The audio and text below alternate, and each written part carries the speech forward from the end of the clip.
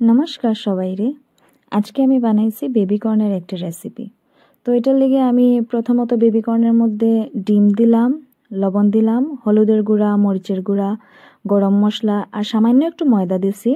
কর্নফ্লোরও দেওয়া যায়, বাট আমি এখানে একটু ময়দা ইউজ করছি। তারপর আমি এটারে ভাজা করি লাইছি, বেবি কর্নগুলারে ভালো করিয়া ভাজা করছি। প্রথমত আমি লো ফ্লেমে রাখছি, নাইলে আবার কর্নের ভিতরটা সফট হইতো না, এটার লেগে লো থেকে তারপরে মিডিয়ামে রাখছি। তো এটা ভাজি করে লওয়ার পর আমি সবজি আগে থেকে কাটিয়ে রাখছিলাম। আমার এই সবজিগুলারে আমি হালকাভাবে একটু ভাজা করছি, একটু লবণ দিয়া, বেশি ক্রাঞ্চি করছি না, নাইলে এটা ভাল লাগে না খাইতে। এখানে আমি হালকাভাবে নাড়াচাড়া করিয়া একটু ঢাকা দিয়া রাখছিলাম।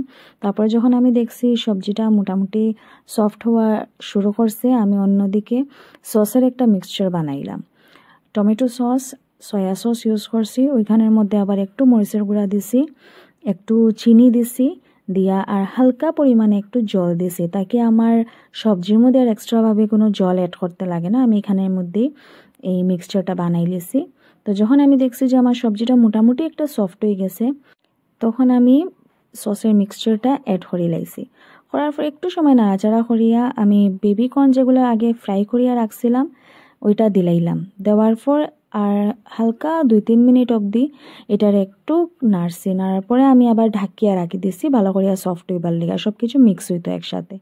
তো আমার ঘরের তো সবের খুব ভাল লাগছে খাইতে। আপনারাও ট্রাই করবা আর আমার জানাইবা কীরকম লাগলো খাইতে।